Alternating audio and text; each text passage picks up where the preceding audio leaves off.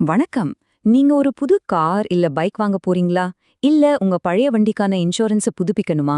எதுவா இருந்தாலும் இந்த மோட்டார் இன்சூரன்ஸ் பாலிசிகள் சில சமயம் கொஞ்சம் தல சுற்ற வைக்கும் இல்லையா? வாங்க, இன்னைக்கு இந்தியால மோட்டார் இன்சூரன்ஸ் எப்படி வேலை செய்யுது, அதை எப்படி நமக்கு சாதகமா பயன்படுத்திக்கலான்னு ரொம்ப எளிமையா பார்க்கலாம். முதல்ல இந்த எண்ண பாருங்க. 66%. இதேதோ பரீட்சையில வாங்கின மார்க்கு கிடையாது. உச்ச நீதிமன்றத்தோட அறிக்கைப்படி இந்திய சாலைகள்ல ஓடுற 2 பங்கு வாகனங்களுக்கு அந்த அடிப்படை தேர்ட் பார்ட்டி இன்சூரன்ஸ் கூட இல்லையா. இது எவ்வளவு அதிர்ச்சியான புள்ளி விவரம் பாருங்க. இதோட அர்த்தம் என்னன்னா, துரதிர்ஷ்டவசமா ஒரு விபத்து நடந்தா பாதிக்கப்பட்டவங்களுக்கு கிடைக்க வேண்டிய இழப்பீடு கிடைக்காமலே போயிடுது. யோசிச்சு பாருங்க, இன்சூரன்ஸே இல்லாத ஒரு வண்டி உங்க மேல மோதிட்டா மருத்துவ செலவுல இருந்து மத்த நஷ்டம் வரைக்கும் எல்லாத்தையும் நீங்களே தான் பாத்துக்க வேண்டியிருக்கும். எவ்ளோ பெரிய ஆபத்து! இந்த இன்சூரன்ஸ் இல்லாத சாலைகளோட பிரச்சனை எவ்ளோ பெருசுன்னே இப்ப புரியுது இல்லையா? இதனால தான் மோட்டார் இன்சூரன்ஸ்ங்கிறது வெறும் சட்டத்துக்காக பண்ற ஒரு விஷயம் இல்ல.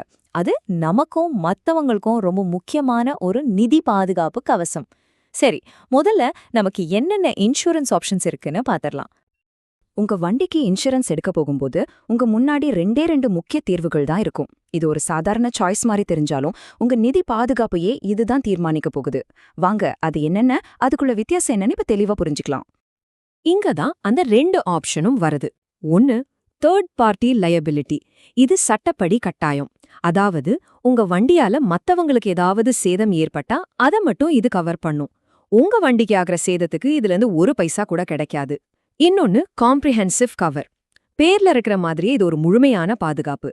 தேர்ட் பார்ட்டி கவரோட சேர்த்து உங்க வண்டிக்கு ஆக்சிடென்ட், திருட்டு இல்லனா வெள்ளம், புயல் மாதிரியான இயற்கை சீற்றத்தால ஏற்படுற சேதத்தையும் இது கவர் பண்ணிடும். இன்சூரன்ஸ் இல்லாத வண்டிகளோட எண்ணிக்கைய குறைக்கிறதுக்காக உச்சநீதிமன்றம் ஒரு முக்கியமான ரூல் கொண்டு வந்தாங்க. இதன்படி நீங்க புதுசா கார் வாங்குனா 3 வருஷத்துக்கும், பைக் வாங்குனா 5 வருஷத்துக்கும் தேர்ட் பார்ட்டி இன்சூரன்ஸ வாங்கும்போதே எடுத்தாகணும். இதனால வண்டிங்க ஆரம்பத்திலிருந்தே சட்டப்படி கரெக்டா இருக்கிறது உறுதியாகுது. சரி, இப்போ உங்களுக்கு எந்த வகையான இன்சூரன்ஸ் வேணும்னு ஒரு ஐடியா வந்திருக்கும். அடுத்த முக்கியமான கேள்வி, இதுக்கு நாம கட்டுற பணம், அதாவது பிரீமியம், அது எப்படி கலக்கு போடுறாங்க? அந்த விலைய முடிவு பண்ற முக்கியமான காரணிகள் என்னென்னு பார்க்கலாம் வாங்க.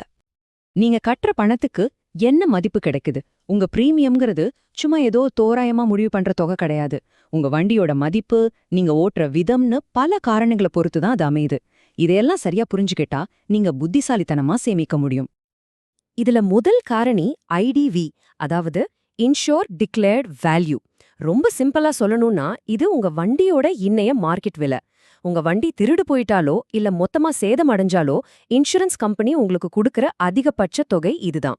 ஐடிவி அதிகமா இருந்தா பிரீமியம் அதிகமாகும், ஆனா கிடைக்கிற இழப்பீடும் அதிகமா இருக்கும். அடுத்து வர்றது நோ கிளைம் போனஸ் இல்லனா என்சிபி. இதுதான் நீங்க பாதுகாப்பா வண்டி ஓட்டுறதுக்கு கிடைக்கிற உண்மையான ரிவார்ட். நீங்க எந்த விபத்திலையும் சிக்காம ஒரு வருஷம் முழுக்க கிளைம் பண்ணாம இருந்தீங்கன்னா அடுத்த வருஷம் உங்க பிரீமியம்ல ஒரு பெரிய தள்ளுபடி கிடைக்கும். இந்த அட்டவணைய பாருங்களேன். முதல் கிளைம் இல்லாத வருஷத்துக்கு அப்புறம் உங்களுக்கு 20% தள்ளுபடி.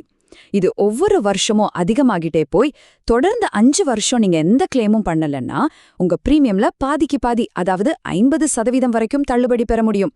இது எவ்ளோ பெரிய சேமிப்பு! ஐடிவி மற்றும் என்சிபி மட்டும் இல்லாம உங்க வண்டியோட மாடல், அதோட இன்ஜின் பவர், வண்டியோட வயசு, ஏன் நீங்க டெல்லி, மும்பை மாதிரி டிராஃபிக் அதிகமா இருக்கிற நகரத்துல இருக்கீங்களாங்கிறது கூட உங்க பிரீமியமோட கடைசி விலையை முடிவு பண்றதுல ஒரு முக்கிய பங்கு வகிக்குது. பிரீமியம் கட்டுறதோட நம்ம கடமை முடியுது, ஆனா நம்ம உரிமைகள் அங்கிருந்து தான் தொடங்குது. ஒரு பாலிசிதாரரா உங்களுக்கு என்னென்ன உரிமைகள் இருக்கு, புதுசா வந்திருக்கிற சட்ட விதிகள் உங்களை எப்படி பாதுகாக்குதுன்னு அடுத்ததா பார்க்கறான். இத மாதிரி வர்ற அரசாங்க அறிவிப்புகள் வெறும் காகிதங்கள் கிடையாது. இன்சூரன்ஸ் நிறுவனங்கள் பாலிசிகளை விக்கிற விதத்திலயும் சரி, கிளைம்களை ஹேண்டில் பண்ற விதத்திலயும் சரி, ஒரு வெளிப்படைத்தன்மையையும் நேர்மையையும் கொண்டுவர எடுக்கப்படுற முயற்சிகளோட சாட்சி இது. இதனால நுகர்வோரான உங்களோட நலன்கள் பாதுகாக்கப்படுது. சுருக்கமா சொல்லணும்னா இந்த புது விதிகள் என்ன பண்ணுது?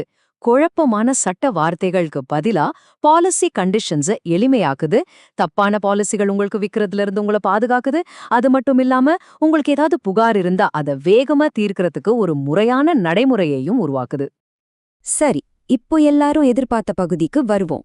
நம்ம பாதுகாப்புல எந்த குறையும் இல்லாம இன்சூரன்ஸ் பிரீமியத்தை குறைக்கிறதுக்கு என்னென்ன ஸ்மார்ட்டான வழிகள் இருக்கு? இதோ சில சிம்பிளான டிப்ஸ். இங்க இருக்கிற ஒவ்வொரு ஐடியாவும் உங்க பணத்தை சேமிக்க உதவும். உதாரணத்துக்கு, ஒவ்வொரு வருஷமும் ஒரே கம்பெனில ரினியூ பண்ணாம ஆன்லைன்ல மத்த பாலிசிகளை ஒப்பிட்டு பாருங்க. இல்லனா வாலண்டரி டிடக்டபிள் தொகையை கொஞ்சம் ஏத்துறது மூலமா உங்க பிரீமியத்தை கணிசமா குறைக்கலாம். உங்க நோ கிளைம் போனஸை பாதுகாக்க சின்ன சின்ன சேதங்களுக்கு நீங்களே செலவு பண்றது கூட ஒரு நல்ல யோசனை தான். ஆக மோட்டார் இன்சூரன்ஸுங்கிறது வெறும் சட்டத்துக்காக பண்ற ஒரு வருடாந்திர செலவு கிடையாது. அத சரியா புரிஞ்சுக்கிட்டா அது எதிர்பாராத நேரத்துல உங்களையும் உங்க குடும்பத்தையும் பாதுகாக்கிற ஒரு சக்தி வாய்ந்த நிதி ஆயுதம். உங்க பாலிசிய ஒரு செலவா மட்டும் பார்க்காம ஒரு பாதுகாப்பான முதலீடா பாருங்க.